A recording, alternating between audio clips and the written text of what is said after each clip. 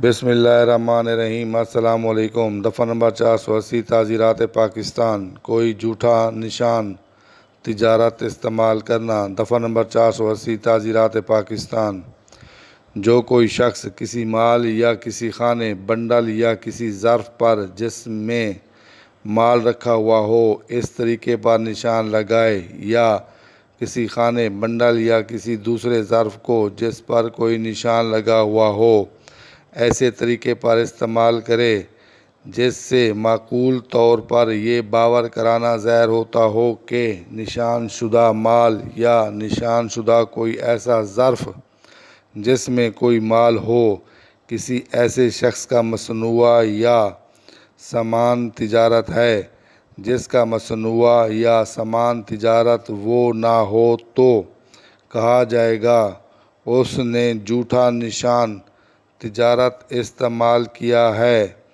باور کرانا کے معنی یقین کرانا، بھروسہ کرنا۔ معقول کے معنی صحیح طور پر، مناسب۔